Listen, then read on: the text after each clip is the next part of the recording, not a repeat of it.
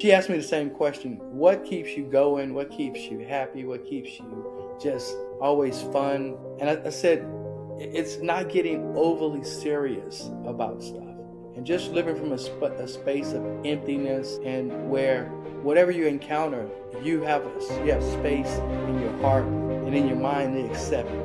So I think that is a lot of time studying humans in extreme environments, doing extreme things, as well as general population. And what I would really say about that,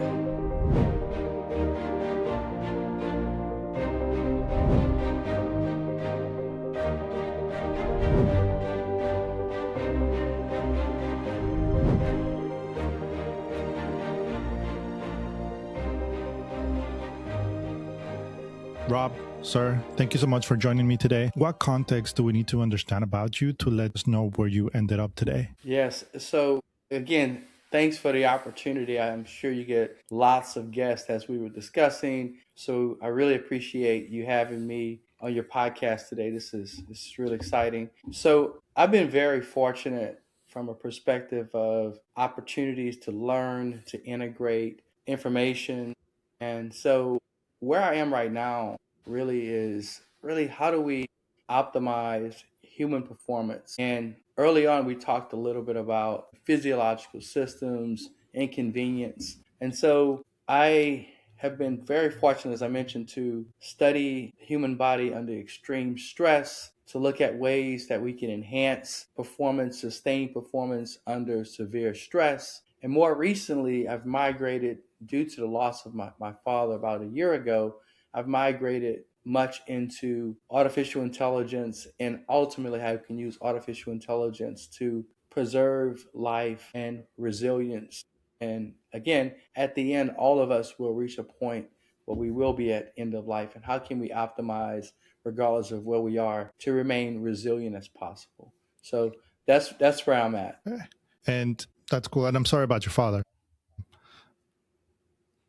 Okay, so you've spent your life trying to figure the human resilience through the spectrum of science and through your military background. When you remove the titles, when the ranks, the titles, the degrees, who are you at your core? At my core, I'm just a dude from Southwest Louisiana. I grew up in a small town, Lake Charles, Louisiana, actually about 10 miles outside of Lake Charles, in the town of Iowa, Louisiana, less than 1,000 people. And much regardless of what I've been able and been fortunate and been blessed to receive in life, it's at the end of the day, that's who I am. I'm Rob Slim from Iowa, Louisiana. What I've been fortunate to do, been able to do over the last 30 years, has really just been a true blessing. And much like my family in Louisiana, really come from a space of service. So everything I can really tie back to my life has really been my roots. What my grandparents, my parents instilled in me was really about service. So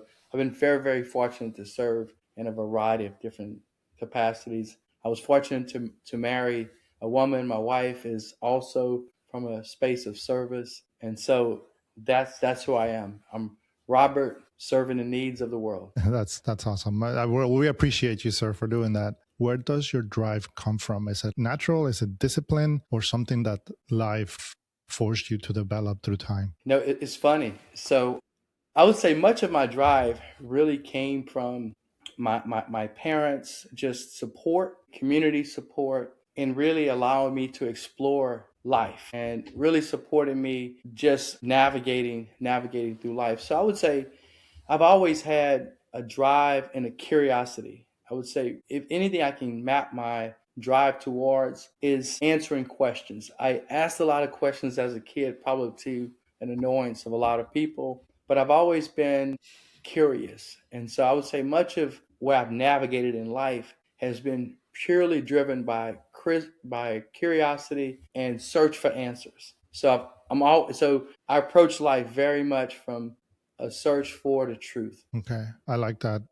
I've tried to find answers in books, and I recently took a trip to Rome, and it was kind of life changing for me. And to trying to finding some of that stuff where discipline comes from, and studying the Stoics and how do you develop discipline, and It's interesting to hear your perspective on it. So, through all your discipline, everything that you've been doing, what have you been chasing, or do you think that you're trying to achieve with all your work? I know you have. Is it validity? Is it curiosity? Is it just trying to answer your own questions that you had when you were a child? Yeah, so my grandmother, I remember when I was in graduate school, she said, when you finish your doctorate, you'll be less busy. And I was like, yes, ma'am, I will be less busy. I'll have more time. And then as I completed that and really begin my career, there were just more questions to answer. And the more I engaged, as you mentioned, traveling, there's more questions, and so and you realize that there's more questions than answers. So I would say that that's really, it's been just unpacking, and then what you begin to realize is that many of the questions are related. They're integrated.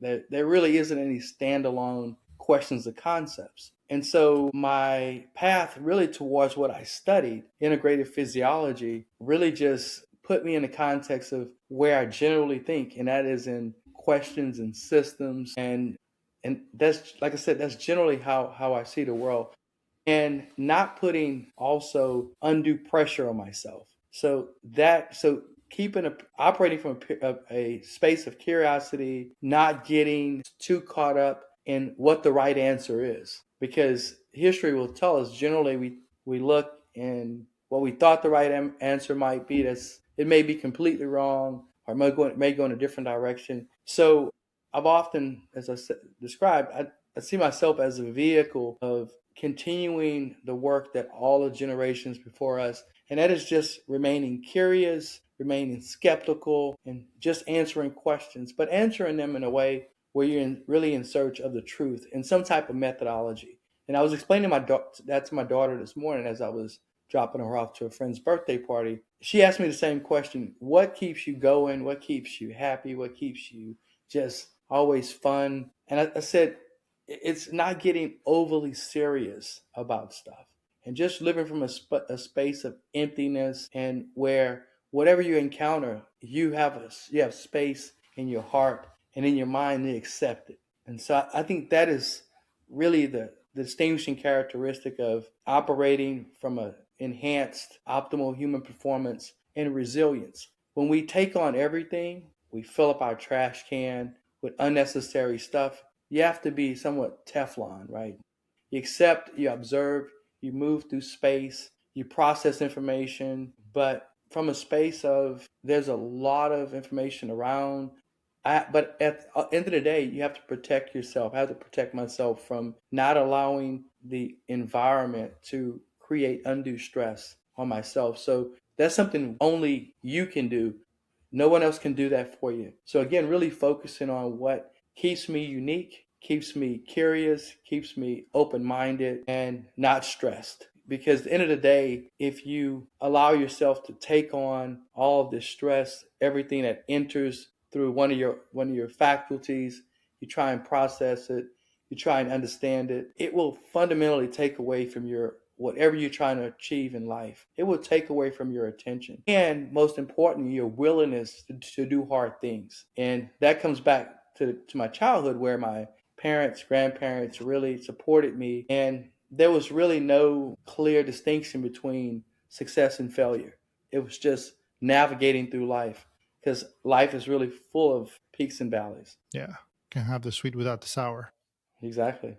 I'm a big believer in that. I always tell to my kids, I have two daughters, and they're sometimes stressed about something. It's like, hey, why are you wasting so much time stressing about this? It's just, you can't do anything about it. Or why are you worried about this result when you don't know yet? So you're wasting energy and time worrying about something that may or may not be.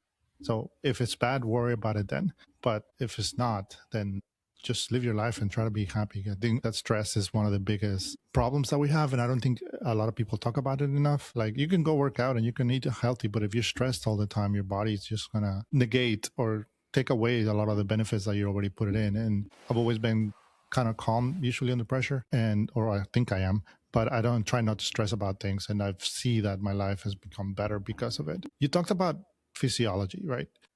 When it comes to stress and people being under pressure, what actually happens to a human when they're under severe pressure? Like what physiologically, what's going on? Yeah, no, that's a great question. And there's an old observation in physiology that the body is just really a cheap bookkeeper. And there's obviously conversations about the body keeps score, and there's a lot of conversation around how the body about stress, and we're having this conversation.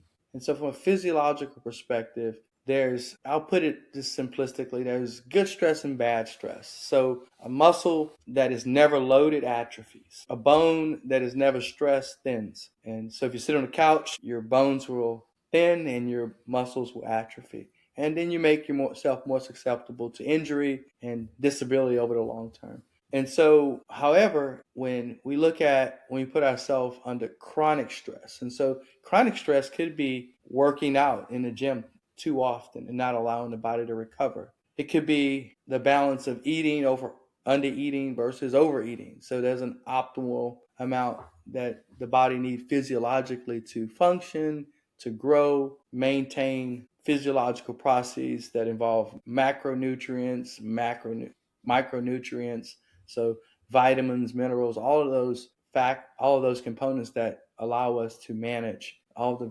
physiological processes. So there's a yin yang effect. There's benefit, and then there's on the other end of the spectrum, there's too much that's not beneficial. So none of this really is a malfunction. It's just how the body is designed. It's a homeostatic system, meaning that it's attempting to balance. So when you put stress, the body's going to naturally, physiologically try and correct for that. And so that's just how it is by design. So we look at basically from a physiological perspective, we generally think about the body and the brain and the mind and the cognitive versus the actual physical. The reality is that they're really not separate.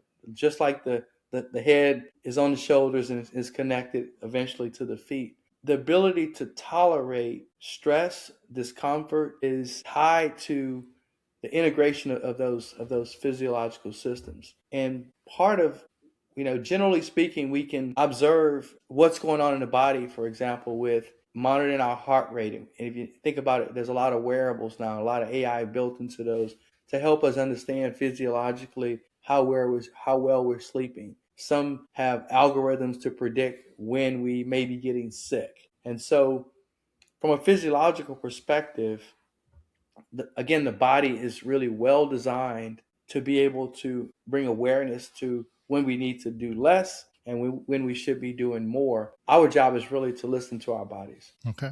Yeah. I live by my Garmin watch. Same here. How do you think they're accurate? Like I've always wondered, like, I don't know if you've done any research on it, because sometimes it'll tell me that I slept really well and I feel like crap.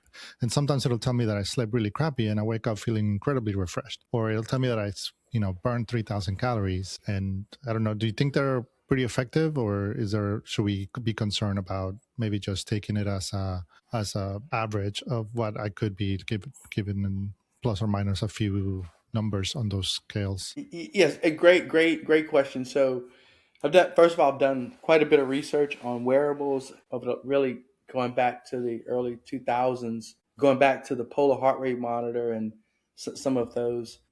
Eventually, obviously, now getting to Aura rings and Garmin watches and a whole host. So, generally speaking, even if you have a blood pressure device, that blood pressure device will give you a reading. It's a spot in time. With any type of physiological measurement, you should look really at trends. And so the watch, possibly you move the arm a lot that night and the watch detected a lot of movement, but you may have been in REM sleep. You may have been in deep sleep because the body can still move despite your awareness and disturbance of sleep. So, for example, maybe you had some abnormal heart rates, or maybe you happen we all experience, even though you don't necessarily have a sleep apnea or sleep diagnosis, insomnia, or narcolepsy. You don't necessarily have to have a sleep diagnosis, but you can have sleep disturbance. And so some of the algorithms, if it pick up some of those indicators, it may score that sleep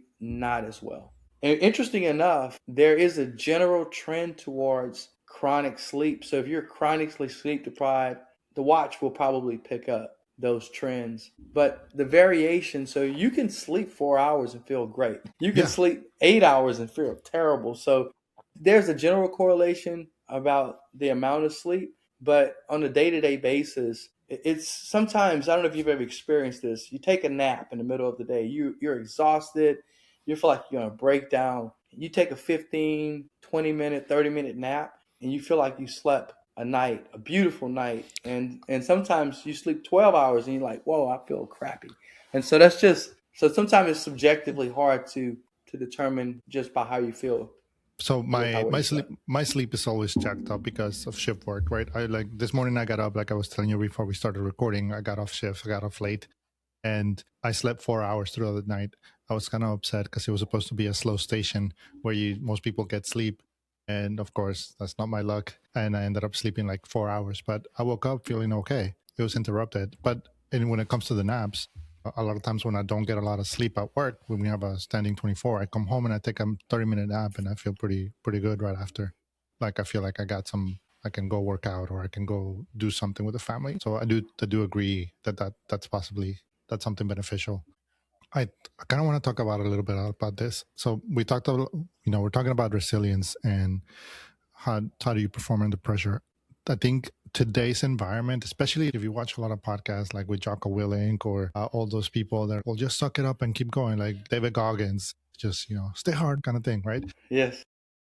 How much of that embrace the suck mentality is real? Is it something that we should be worried about, or is it too much, or is it, do you think it's creating too much stress? Is it scientifically strong, I guess is what I'm asking. Yeah, if so, first of all, I can tell you, having studied thousands of humans in a whole host of conditions, there's a lot of variability. And so, if just for example, there are people that can go out and run ultra marathons 4 or 5 in a year, but the preponderance, the majority of people, if they attempted that, they would essentially break down their body.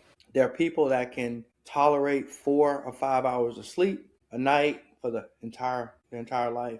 There are people that need a lot of water and some that don't need as much. So there's just a lot of variability. And so from, I would say, the extreme ends, and I spend a lot of time studying humans in extreme environments doing extreme things, as well as general population. And what I would really say about that is that there is value to intentional discomfort, fundamentally.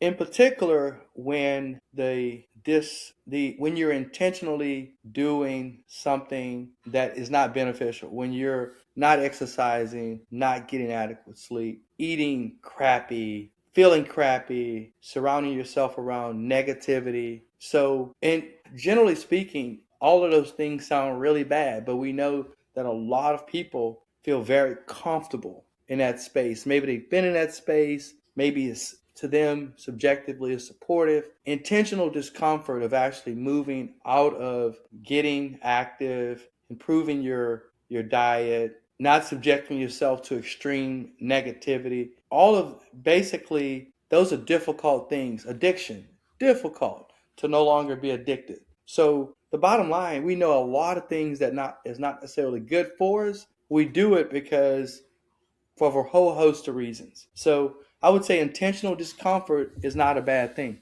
And so, for example, and so even if you're not in those cases, but you want to look at optimizing or enhancing your performance, so things like heavy weight training, cold water submersion, walking 15 or 20 miles, pushing yourself, fasting. So just things that change your dynamics within your body to challenge your body. Doing, for example, going and buying something to challenge yourself to put it together, maybe with or without the instructions, just to see can you actually do it. So learning a skill that's hard. So doing some hard things. It's not going to break you down. It will enhance your performance, cognitive, physical, and confidence, right? So I think a lot of what you just described is people are like, push through it, do it. What they're really, I think, really speaking to is don't just sit around and suffer, suffer in silence. Do things that's going to get yourself unstuck and suck less. So I always say, I'm going to suck less every day, because not saying I'm my life is sucking, but I want to be a little bit better each day. And as a martial artist, I've competed a lot over the last 6 years. I've been fortunate to win four world championships in That's cool. taekwondo. But I remember 6 years ago, I would spar and I would get beat. It was, and I said, you know what? I would lose and I would come back, and I said, okay, I would suffer, but I said, you know what? I'm going to train. I'm going to do some hard things, and I'm going to suffer and suck a little bit less. And so eventually I got to the point where, I was winning, where when I showed up, people were like, Carter's here, Rob's here. And so, but again, if I had just stopped because it was hard, then I wouldn't be where I'm at today in martial arts or really anywhere in life. So I think that's kind of what they're really speaking to, is that so many people basically allow themselves to just be what we wrote the book about, in a convenience trap. It's convenient to be sit on a couch. It's convenient to not do hard things. It's convenient to just Uber eat everything and not cook. It's convenient to just do whatever you're doing, but bringing that strategic inconvenience to make yourself better, not to the point where you're breaking your body down, but really making yourself better, is so important. And it's definitely important in a age where everything is at your fingertips. And I know we're going to talk about AI later, and I want to definitely make sure and bring that back into that context. Yeah. At what point do you think the mind is stronger than the body, or the body is stronger than the mind? Because I think a lot of people want to be disciplined and they want to do it and they want to go run the 15 miles.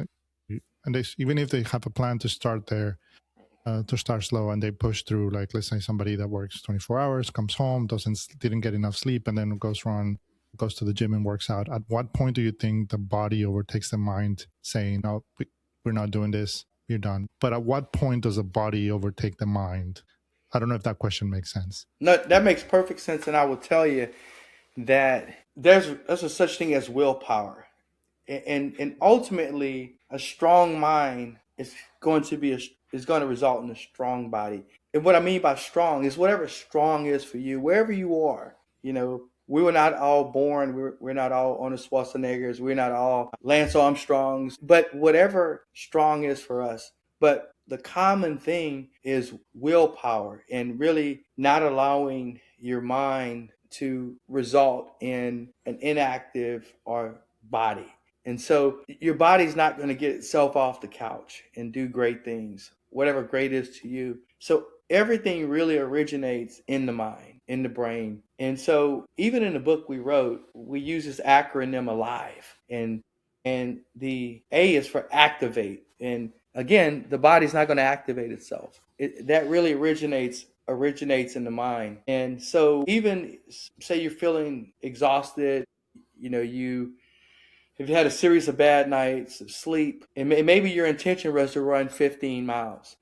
And you say, well, there's no way I can run 15 miles today. Well, just go walk 1 mile. And we call it activating, right? Just overcoming the inertia of, it's easy for me to say, well, I'll just do it tomorrow. If you activate, that's going to actually get the ball moving. And maybe you say, hey, I'm going to just go walk a half a mile.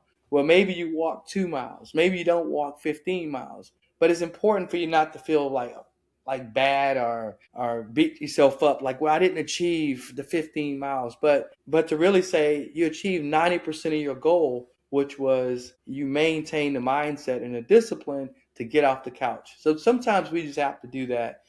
We all set grandiose goals every New Year's, and generally they're too ambitious. And so it's really starting off small, really making small changes. And then we have a concept of level up. So the L in ALIVE is level up. So what that is, okay, is just don't try and say, okay, I walked, my goal is to walk 15 miles, but I decided, okay, I only did one. So because I didn't do 15, I'm stuck. Okay, so you just continue to do just that. Just say, okay, whatever you can do that day is what you've done, because it's going to be more than you would have done if you just stayed on the couch. And then we talk about integrating, and then you begin to see how that motivation, how that willpower begins to translate in other ways. But instead of trying to make a new change, you just say, I'm going to just stick with this change. I'm going to see this out for 40 days.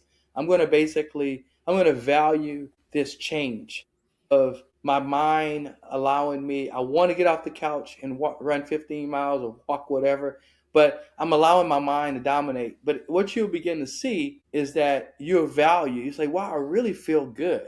And again, there'll be some physical benefit, but really you're allowing yourself to overcome and you taking control over your mind. Your mind is no longer taking control over you. And then the E is embody. And that is really where now you have full control of at least one aspect of your life. You know that you have the willpower, you can activate, level up, integrate, and embody that I can at least get off the couch and do an activity. I haven't set a numeric value to it, but I know that I have the ability to get up. And that may be just to walk to the mailbox. That may be to walk around the block. That may be to run 15 miles. But every day, you're not trying to quantify it. You're trying to, and I tell people this all the time when they go to the gym. My wife said, what do you do when you go to the gym? I go to the gym. And some days I feel like I can like lift everything in the gym. Some days I feel like I can only do legs. Sometimes I just go sit in the red therapy room, and there's an actual massage like recliner, and some whatever I can do. But I get off the couch and I get there, and it's more than I would have done at home. And sometimes the red light therapy is just enough to like physically I don't feel like doing anything, but I feel better. And so I think that's the key of being able to really control, not control, but to convince your mind that you're in control. Because at the end of the day, you're not in control. If I tell you, hey, think about a pink elephant, and you say, don't think about a pink elephant, and then I promise you after this podcast, you'll be like, damn, Rob talked about this pink elephant. And he told me not to think about it, but the rest of the day, you're just thinking about this pink elephant. Yeah. So what I'm hearing is that willpower is trainable. It's trainable, 100%. Okay. I try to do it. I used to wake up really early in the mornings to go to the gym. I had a different schedule, and I try to do it now, like wake up at 4:30, go to the gym and do all that stuff. And half of the time I go to the gym. The other half, the couch wins, and I end up sleeping for like 2 more hours. Yes. But it's just getting there. My hope is that eventually, the more I wake up at 4:30 in the morning to go to the gym, the times that I go in the couch will diminish, and the times that I go to the gym will increase to the point where maybe I go to the couch once or twice in a month versus not. It's hard though, because my couch is comfortable. Yes. I'll share something with you. So instead of setting a goal to go to the gym, set the goal to activate and do some activity. Okay. So some days you'll get up and you'll go to the gym. Some days you will do 5 push-ups and 5 sit-ups. Some days you may just stretch and maybe not set the goal every day to wake up at 4:30. So preface that around how you're feeling. So some days you may feel great and you jump up and go to the gym. The next day you don't feel like that and you want to hit snooze and you say, well, if I hit snooze, I'm not going to be able to get to work in time. So I'm not going to go to the gym. On that day, maybe you just do a few push-ups and sit-ups and stretch for 5 minutes. But at the end of the day, if your goal was to do some activity, you've achieved that. And so I think really is setting a broader goal where the objective is the gym, but the threshold is getting off the couch and doing something. And then at the end of the day, you can say 100% of the time, I've achieved my goal. And you will win every time. So because right now, your mind is winning 50% of the time. But it's not. It's just that you've set the wrong goal. Okay. So it's really just looking at, because the good thing about it, you get a chance to set the goal. So it's not that you're setting a goal that's easily achievable, but you're setting a goal that at the end of the day, you win over the mind. When it comes to feelings, I know my family tells me that I do a lot of things on the base how I feel. So, for example, I have a cold plunge at home, and I hate that thing. I hate it with a passion. I love the way I feel afterwards, but I hate getting in. I hate the cold. I'm pretty sure I'm not the only one. But I had a goal that I wanted to wake up and immediately go to the cold plunge. And then I wake up in the morning, it's like, oh, man, I don't feel like doing it. I don't feel like doing it. And then I don't do it. I go do something else. I'll go to the gym. I'll go run. But the cold plunge is the one thing that it's so difficult for me to do. It takes me about 5 minutes to actually get my whole body in. By the time I'm in, I have to get out. But what point do feelings, how much of a hinder are they to success or to accomplishing your goals, like we talked about just now? Is there an easy way to override them, or getting the cold plunge in the morning, I guess is what I'm saying? Yes, yes. No, and that's a great point. And I think there are some things that may not necessarily, if we have to force ourselves to do something, sometimes it's better to just do something else. If there's, because sometimes it's not always the physical, but there may be something emotional around that experience. And so I always say really evaluate why is that, because there's a lot of things you could do, and if it's fundamentally something that is just so challenging, well, there's some benefit possibly, but you have to balance, is that traumatizing? Are you intentionally traumatizing yourself? And honestly, I've had this conversation with people before. They're like, hey, I really want to do this. And I said, but they said, I just can't do it. And I said, well, is that a common theme in your life? They're like, no, I can do all these other things, but that one thing. And I said, well, how much is that one thing really, how much do you value it? And I think really assess the value of it. And so if it's just purely like, man, this thing is cold, or this thing is hot, or this, it's just tough. And ultimately, if you force yourself to do it, I always say, can you see a measurable improvement in other aspects of your life? And if not, then I would say, maybe it's low value. So I'm not saying don't do it, but if it's something that's truly, if there's, because a lot of times, like, not doing something, there's an emotional connection to it. There's, for everything that we do, there's an emotional, a cognitive, and a physical component to it. It can be physically uncomfortable, but a lot of times it's just something that's cognitively. So there are things that I avoid.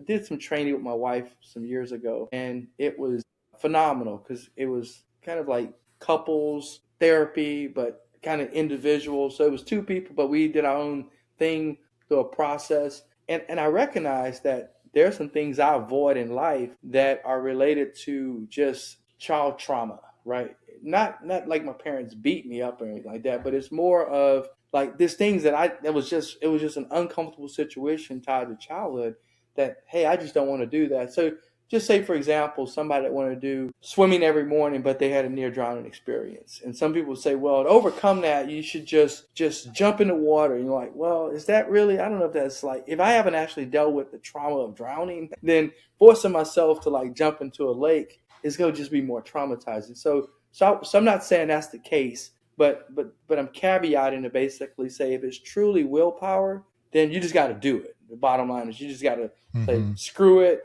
I'm going to basically do this every morning, and I'm not going to overthink it. I'm going to just do it. And I would say something like that, you just got to, if it's not Just jump tied in. to, just jump in.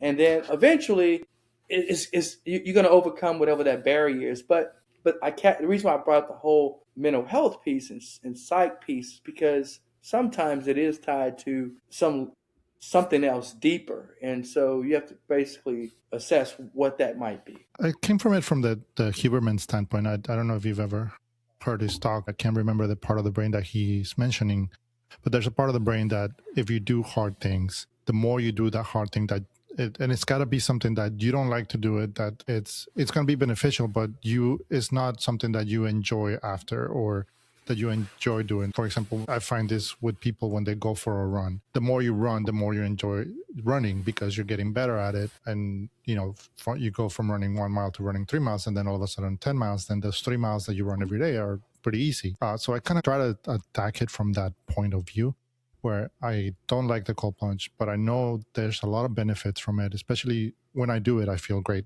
My energy for the rest of the day is great. My mental health, I felt like, okay, I did something really hard this morning. That's for me. So the rest of the day is going to be easier. I'm ready for whatever life throws at me, whether it be the cardiac arrest or my daughter broken nail or whatever. And so that's why I track it from this point. Is there a lot of truth to that? Yes. So from that perspective, so one of the things, and that's why I was kind of going with this, is that, the first mistake with doing anything hard is treating discomfort as a virtue in itself.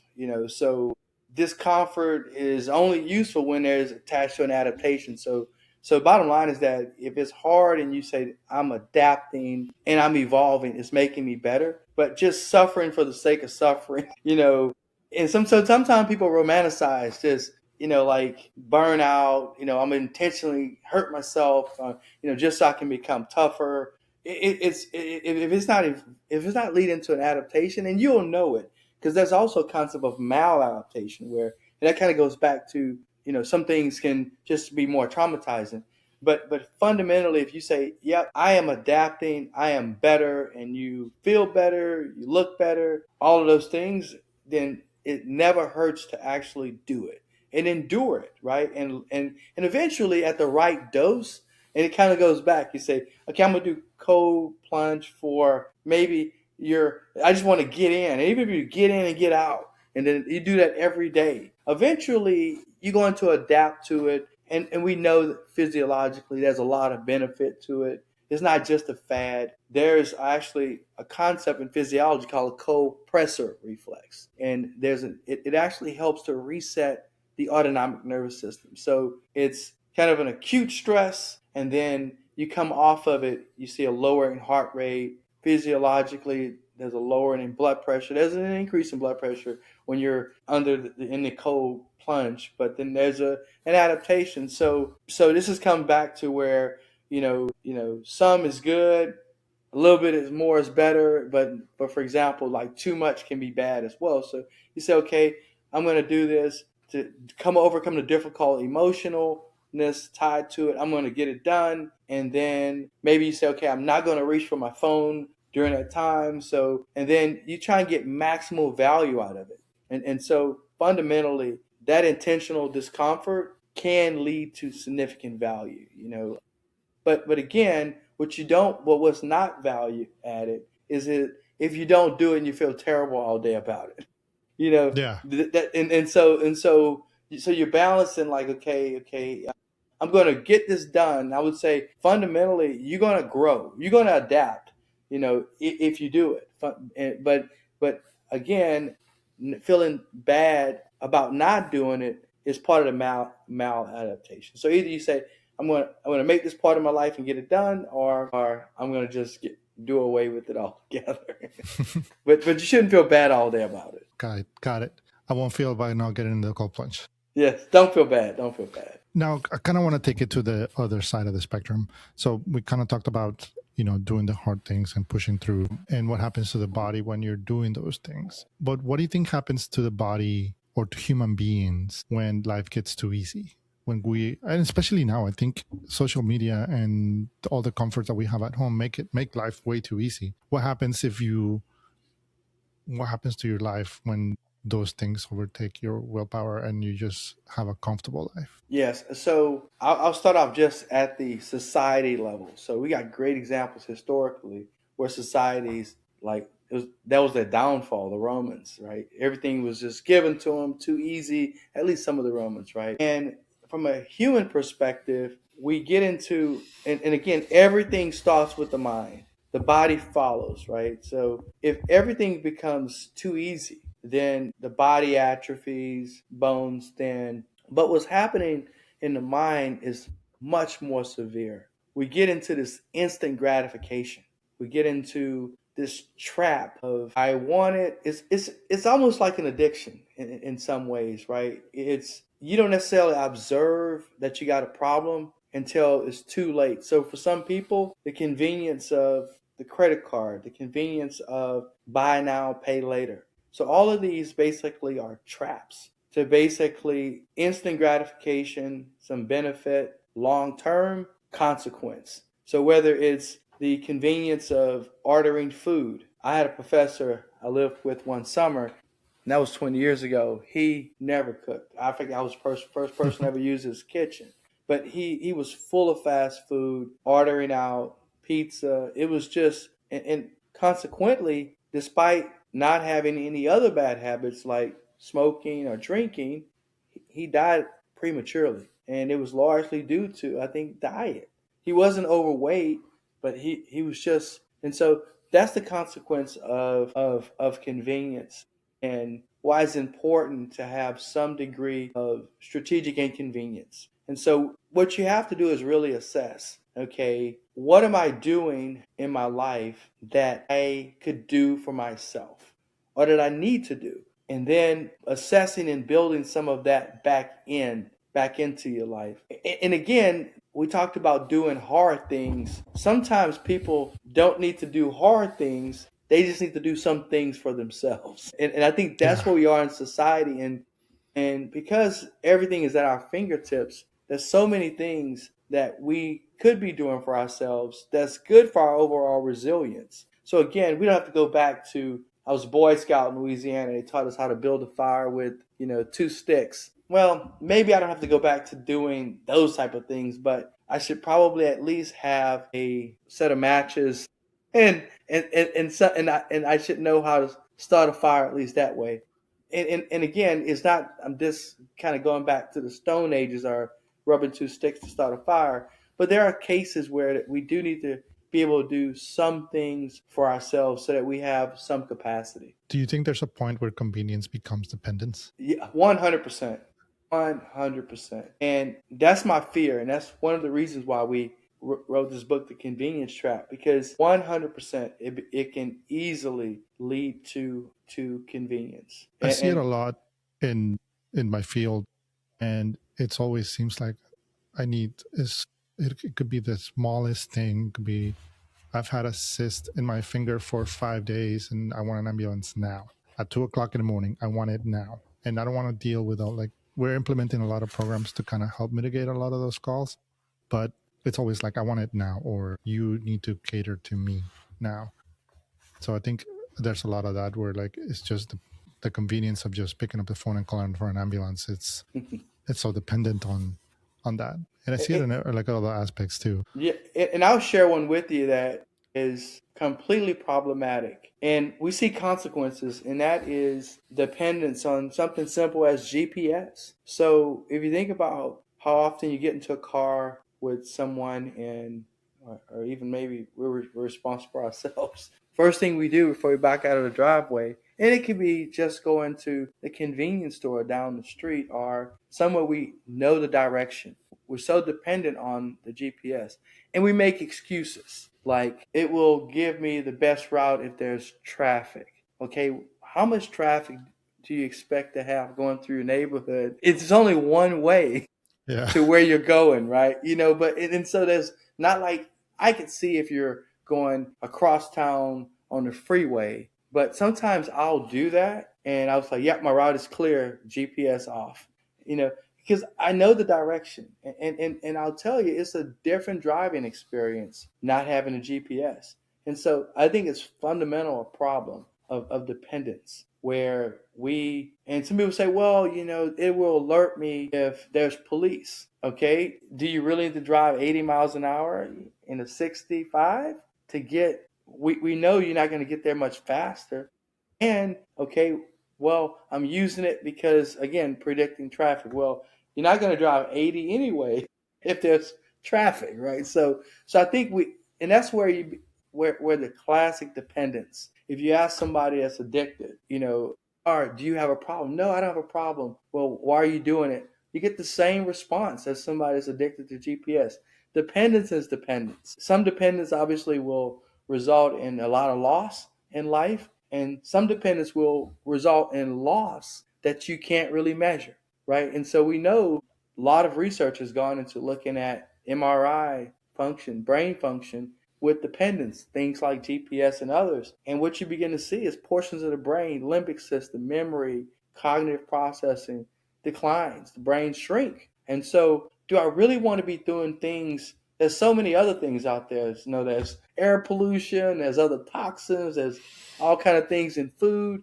In my mind, if I can control things that it's not going to that I can control that I know is resulting in lost capacity, if I can gain control over some of that, I can't control that there's pesticides in my food, despite it maybe saying it's organic. I can't control that.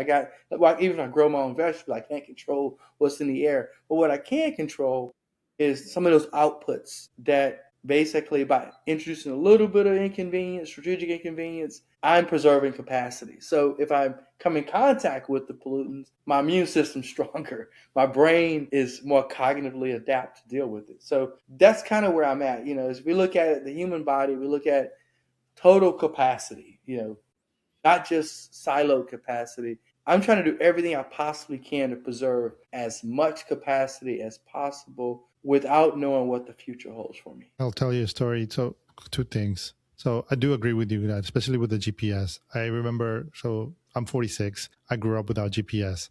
I grew up having to get the maps on your fingers on a sheet. And The Google Maps, print them out. I know. Yep. yeah, the OG Google Maps. Exactly. And I remember I would get lost so much. And people would ask me, hey, how do you know where you're going so much? Like, how do you know this place? Oh, because I got lost here when I was going to such place, or I got lost here and I don't have that anymore. And there's just nowhere to go because it sucks. I know how long it takes me to get home. I know how long, I know that 35, it's busy all the time. And I know how to get from work to home, but I somehow still put my GPS on just to tell me if there's traffic or not. And the second part of that is the tools that I think you're right in a lot of these ways. And I think life is making things easier for people to do. Going to AI, I just took a trip. I was telling you earlier, I took a trip to Rome last month, and ChatGPT was my savior in the sense of like it helped me translate, it helped me figure out how to say phrases in Italian. It told me where to go, where the best restaurants were, how to take where to find everything. That it makes the trip so much nicer. And people used to not use that all the time. But there was a time where like my phone locked and I was like, oh crap, my phone's locked. Like, I don't know where to go. Like, how do I talk to this? How do I order at this restaurant without ChatGPT? I mean, everybody speaks English for the most part, but still, like I wanted to speak Italian. Like I wanted to learn Italian. I'm kind of in the process of trying to learn it. At what point do you think a tool becomes a dependence? Yes. So, and I'll piggyback off fundamentally what you just described was AI enhancing your capacity. It enhanced your experience. Got it, the phone locked, but the reality is that it's going to allow you to have a broader experience in life. You can go to China, you can go to Italy, you can go to Russia, you can go around the world and feel comfortable. The reality is that you probably don't have the time to learn 180 languages or whatever, right? But having that capability it's going to enhance your experience in life. So I would say in that case, the tool is enhancing your experience. It's helping you grow because it's a key to giving you the confidence that I can go anywhere in the world and enhance my experience, the culture experience, the human interactions. All of that is going to be hugely value added because the reality is that people generally would hire a tour guide. If they went to someone that when nobody spoke English, you would need a tour guide. You would need something. It's a virtual tour guide. It's a cheap tour guide. You can have an experience. You have more control over your time. Is less expensive, so you can actually, use that to even have a better food experience. And so I think that's where technology and where AI is fundamentally enhancing the human experience. It's allowing you to basically broaden your experience, and I think that's critical. I think where it becomes challenging is where it's something you can do for yourself and you choose just never to do it, right? I'm not saying, like, for example, and a good example is that I have a coworker who English is probably his third language, so he now uses AI to run his emails through to improve communication.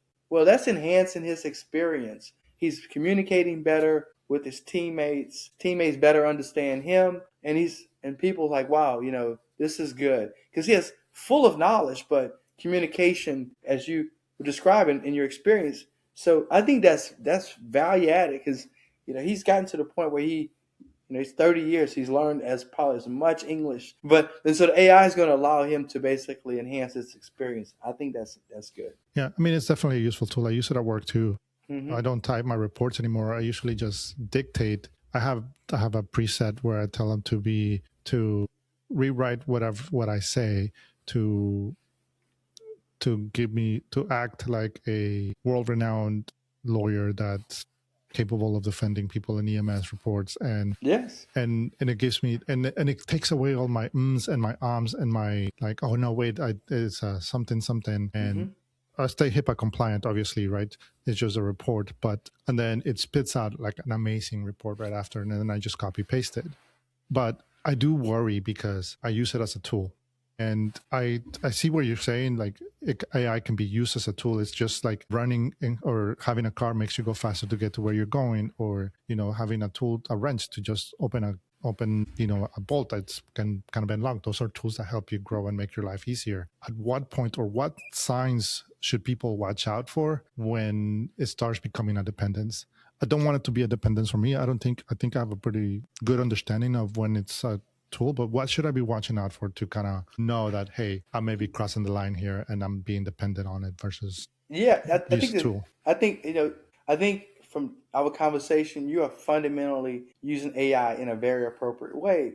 Your experience traveling abroad, and this example, for example, so you are still providing the knowledge. It's not like you're saying, you're just giving snippets to the dictation to this AI to produce. End of the day, your expertise, years of experience, you just hit a key one. You know, you're maintaining HIPAA compliance. So your overall knowledge, and you just described like, hey, put it in the context of a lawyer. Well, if you were a lawyer, then you would be, if you were in your field in emergency services and a lawyer, then if you outsource the legal portion, then you would be outsourcing your intelligence. Okay. But the fact that you're not a lawyer and you're saying, hey, put it in the context of this, in the context of to defend in a legal situation, that's beautiful, because you're asking it to basically do that piece for you. At the end of the day, the spot check is that you could still do it yourself. You could still generate the report yourself. And so that's the spot check. And you should possibly periodically just spot check.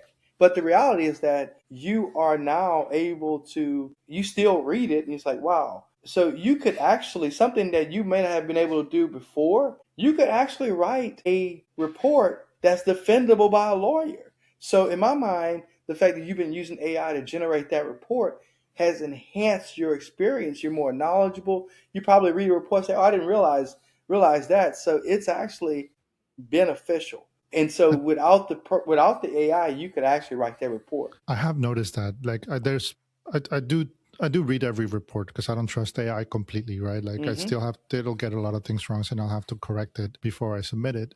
But I do notice that whenever I forgot my phone or there's no internet or whatever, or I have to write the report myself, I am finding out that my reports are sounding more like the AI reports that it gives me than my own. And I have noticed that, which is I've always found interesting, and talking to you makes sense. Yep.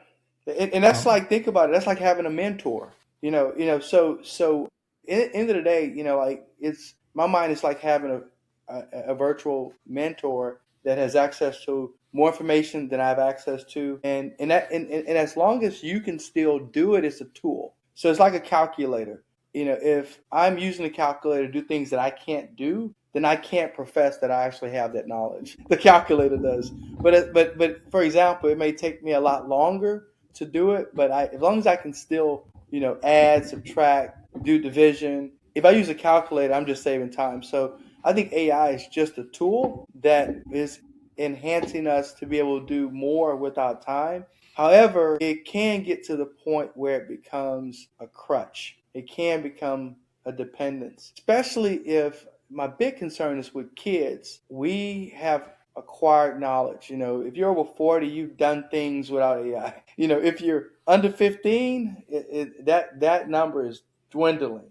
And so if kids say, hey, they haven't really mastered, say, their craft, and now the AI spits out, something, right? And then you said, hey, I'm correcting the AI report. To me, that gives me confidence that you're correcting the AI, so you have human dominance over the AI. The AI is just helping you save time, but then you're learning as well from the AI, so it's mutually beneficial. Where it becomes mutually detrimental, or at least detrimental to you, is when the AI you haven't mastered the craft, and the AI basically is generating something and you can't correct it. You can't basically even understand what is in the report, then you got a problem. You have failed as a human. And that's what my concern with kids, the generation, my daughter's generation, your kids' generation, they're going to become so dependent on AI. Like we had to write reports at school, we had to handwrite. They're not having to do that anymore. So they will be, again, when they leave their phone, they won't be able to write the report. They get lost. They won't be able to navigate because they don't even know which way north and south is. And so that's when you know you have a problem.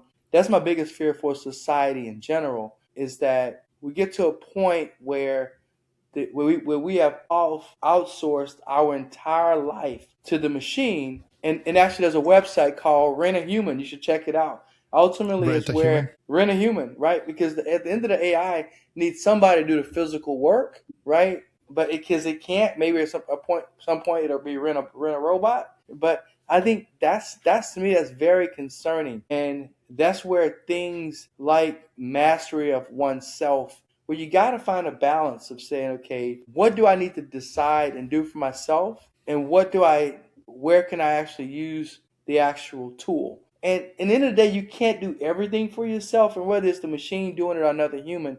Like for example, you need to repair your car. I remember the days when you could repair everything on your car. Now, generally speaking, unless you have thousands of dollars in investment in tools, basically you have your own garage, it's going to be very difficult. And so I think that's fine, because at the end of the day, it's things that you could learn, but you can't learn and do everything. But when you find yourself doing nothing and you're outsourcing everything to the machine, that's when I will become very concerned as a human. I'm lucky. We don't allow our kids to use AI unsupervised. Exactly. Yes. My older one, she looks at us weird whenever we mention, "Oh, I asked chat," and she's like, "Oh, we get the eye roll, right?" That's beautiful. So I'm happy about that. Now you have I know you told me earlier you have a AI company. Yes. Knowing what can I find there? Like, so is it more of how to use AI properly, or is it your own AI company? Can you tell me a little bit more about that? Yeah. So I became fascinated in AI probably about 4 years ago. So I took a course from Meta, a certificate, one from IBM, and then one from University of Pennsylvania. And just to kind of learn some basics, like I heard a lot about prompt engineering, a lot about large language models. And so what I found was that over time, like these different platforms, whether it's ChatGPT, OpenAI, Perplexity, Suno for music, wide variety, basically each of those have unique features where they're good at this, good at that. And so I was like, how do you know which of those objectively is good or better, and how do you pick the one that you need to do a particular task? And what I found was that I actually made a music video for my wife. It was kind of funny, but I used ChatGPT for the prompt.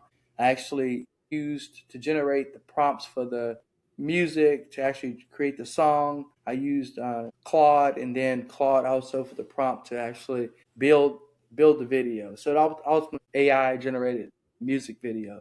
And so through that process, I realized what I was doing was stacking these platforms inadvertently, like an old DJ, with turntables and amplifier and everything, mixer board. So I came up with this. Not well, it's not necessarily me coming up with it, but the idea of AI stacking. And so I was inadvertently I said, okay, how do I take and build all of that, the prompt and everything, so I can run it through the most effective, cost effective, because also obviously AI cost, you're buying APIs and tokens and everything. And how do you basically manage your tokens to build as cheap as possible what you want to actually do? So this concept of stacking, I decided, I'm going to build a platform. I'm learning, and I couldn't find a product that would allow me to do what I wanted it to do. So because I'd taken this AI training and I could do a little bit of coding myself, so I built an actual company called Stackmaster AI. So the actual website is stackmaestro.ai. And so in that you can actually learn how to do prompt engineering, how to build AI agents. You can right now have 31 programs that are certificate producing. So at the end you complete the actual courses, you get certificates. I have a 14-day boot camp, and it's all free. I don't charge anything. Cool. It's completely free. I have about 3,500 people training on it. I continue to build it also now as a certificate AI for project management. And so people are like, why are you not charging? I'm like, well, it's first of all, I just enjoy it, and I will make money other ways. But and truly, it's my own sandbox. It provides me an opportunity. At some point, maybe I will, but right now, as zero plans specifically in doing that, because I think that it's part of my gift to AI literacy. Oh, And I'm so, definitely gonna have to check that out. yeah, you got to check it out. It is really comprehensive, and basically it's a composition of everything I've learned, but then also like a lot of the platforms I learned on, I use some of this as use cases. So it's if you want to really learn, so I have a prompt lab in there where you can learn what a good prompt look like, how to refine your prompts, and then you can go straight out if you have a chat GPT account, or in which there's always free versions to all of those. It will take you right out into that platform to basically have your own sandbox. So it's connected to be able to basically go out in any of probably 75 different AI platforms. And the biggest thing people tell me all the time, they're like, well, I didn't even know this other program even existed. So there's one called Midjourney that's really good. It's like Disney Pixel. So you can do some phenomenal creative stuff that looks like Disney quality. Hmm. So is and then I also have an AI news running feed of AI news. So I actually keep that on my phone because it's fascinating just to like look at some of the advances. So it has a lot of utility, but I definitely encourage people to learn. It's a tool like any other tool, and it's only scary if you don't know how to do it or if you have no familiarity with it, Yeah. which is where I was at some point, and it's largely invisible. Because if you look at the convenience, and we talked about dependence, it's for most of our, probably the first 25 at least years of our life, maybe even 30, there was an incremental improvement in technology. Okay. And it was really the last 15 years. And it's been accelerated definitely in the last five. And every day it's accelerating faster. Yeah. And if you don't actually track that, and really the driver right now of that is AI, and it's a synergistic impact. So drones, cameras, being able to basically take a camera and use AI to refine and repixelate pictures, and just all the things we can do with AI. Having not having in my mind is it's next to being able to speak, to read, to talk. I mean, all of these, to me, the AI is another, basically, it's another sense. So if you're not learning about artificial intelligence and how it's going to change society, you're going to be at a huge loss. Not that you in particular, but anybody. And so that's one of the reasons why I want to contribute to AI literacy. And I think there's a lot of programs out there that's out there. People are paying 5,000, 10,000, 25,000, basically in my mind, to learn to read. And so with this Stackmaster AI, I said, I want to provide people with an opportunity to basically, because not everybody can afford that, but everybody needs to afford to learn how to use AI appropriately, not just, like, hey, generate me a paper, right? You didn't learn AI. Yeah. You didn't learn anything with You that. didn't learn anything doing that. But the reality is that being able to communicate, and as you described, like telling the AI, help me generate a report, you know, that's defendable X, Y, and Z. You have a good working knowledge of prompt engineering. I basically communicating with the AI. Build me a group of experts. I want a emergency physician, an EMT, a paramedic, a lawyer, and then basically like to help me work through a problem. That's like getting a group of friends together that has different experiences and that's helping you work through. That's a creative, good way of using AI, because you're going to be smarter at the end, right? Or an AI tutor, not having, I used to tutor actually when I was in Texas. Actually, I was living in Fort Worth at the time in grad school, and I tutored kids back then like $35, $50 an hour. It was a certain demographic that could afford that in the 90s, right? Kids that couldn't afford tutors basically just didn't do as well. So I think that's one of the values of AI, is that the reality is that is that you can use Chat GPT to help you do pretty much anything. Even parents being able to help the kids with their homework. I think that's a huge value, because the reality is that not all parents are going to have the same literacy as the kids, but the kids shouldn't have to suffer because they don't have $7,500 a pair of tutor, and they don't maybe speak. They're not fluent in the language, or they're not fluent in the subject. And so being able to like leverage that to be able to help your kids, or your kids being able to help themselves, it's just a phenomenal, I think, leveling, right? It's going to help level set, as long as people know how to use it. So I encourage everybody to become more fluent in Like artificial intelligence. when I first started hearing about AI, I was very against it. I was like, I'm not using that stuff. Same with Bitcoin, right? It's No. like, I'm not using internet money. But now I have some, uh, and then I studied AI as well. I used Udemy, and I took a bunch of courses there to try Yeah. to learn prompt engineering, because I think one of the biggest things, people have this fear of like, well, at some point it's going to start thinking for us. But it's like, yeah, maybe, but if you don't understand it, it will definitely start thinking for you. So the better you understand the subject, the better you understand how to manipulate the context that you put in it, and you learn how to use it properly as a tool, not as a replacement of your brain, it can make you more productive. I did a research on it to see how much, like, if it would make me smarter. If I have this certain amount of Q, and if I use AI with my input, how much smarter would my productivity be, right? And it showed up that it would be like 20 or 30% smarter using AI, which I have found that is true, kind of like in the example that I use about writing the report. Or 100%. Yes. all right, so all right, I'm gonna start coming to a close. I just have two questions. Okay. What part of Rob have you not mastered yet? Yes. So I would say there's a few aspects. So first of all, as I mentioned before, when I go back to my martial arts, my instructor in Texas, actually in Georgetown, Texas, where we received our black belts, he said, getting the black belt is not the destination. It's the beginning of the journey. Because getting a black belt just basically means that you're trainable as a martial artist.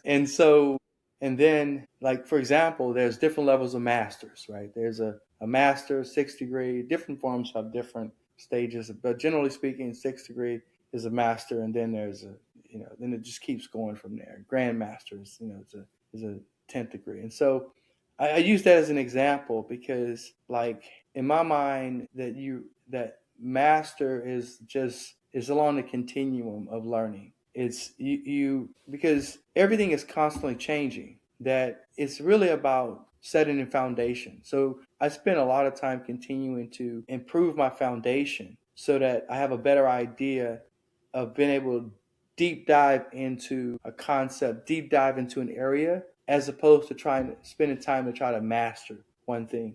And that's largely, I think, how I've been in my life, is really just having and continue to improve the foundation so that I can take on whatever the mission is from a good, strong foundation. So adding the AI and really, like, I would say, I haven't mastered it because it's constantly moving, but I continue to add it to my foundational education, and just realistically, just mastering or continuing really in kind of 4 areas of 5 areas, and that is just like evidence-based thinking. To just continue to go back, and I was talking to my daughter about this, evidence-based thinking, not like TikTok based thinking, friends based thinking, what I read in the book based thinking, but collective evidence. And then part of while I'm doing this type of work around AI, done some other work around patient safety, is population reasoning. Kind of what you described, where is it good use of resources to call an EMT because something I can do for myself, or just so much easier. And then translating complexity. right? So a lot of these things are complex. Not everybody has the same literacy level, the same motivation. And then ultimately, like, to get more people system thinking, because the more we can think as a system, the more likely we'll be able to solve complex problems that is going to impact all of us, right? We live on the same planet, we live in the same general geographic. So the more people thinking about the problems, working towards a common solution, the better off we'll be and our kids will be. And then the other piece that I'm continuing, I would say, to add to foundation is good judgment and accountability.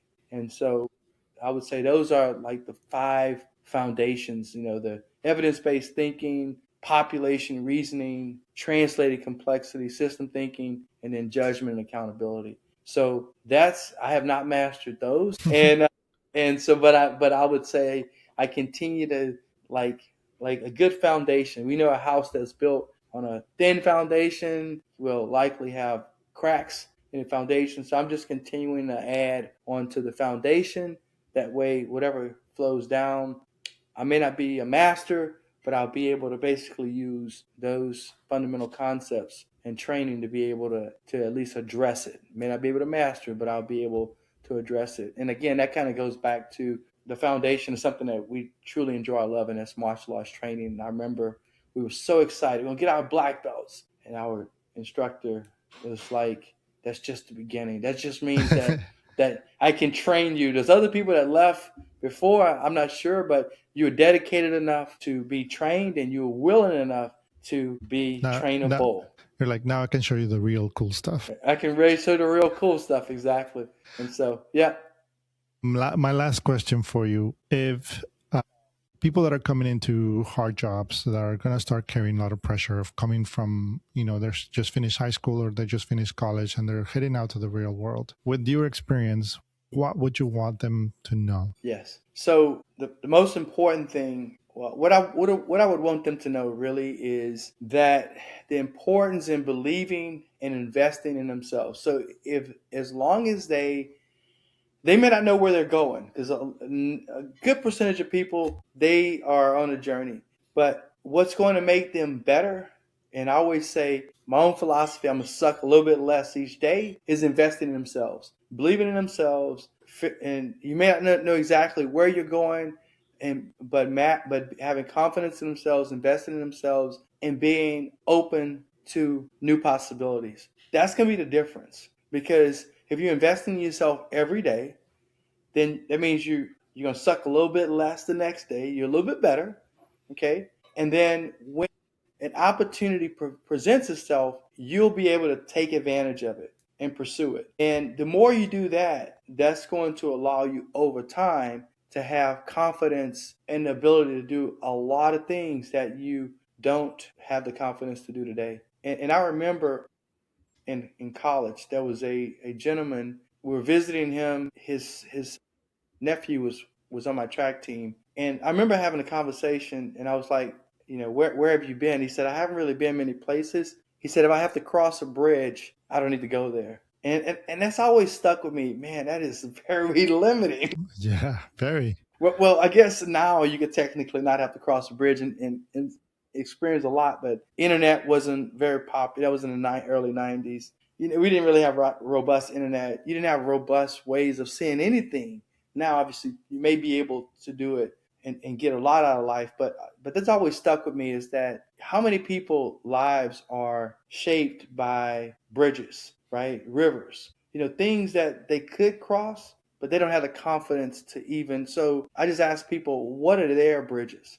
What things are holding you back from achieving greatness, to experiencing the things that you can. So I would just say, live a life without bridges, and I think that would be my message to everybody. I like it. Sir, thank you so much for coming on. I appreciate it. I'll put a link to your company in the description, and I'll put your books on them so that people can go check them out.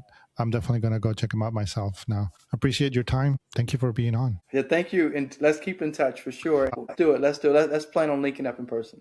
That's excellent. Excellent. Okay.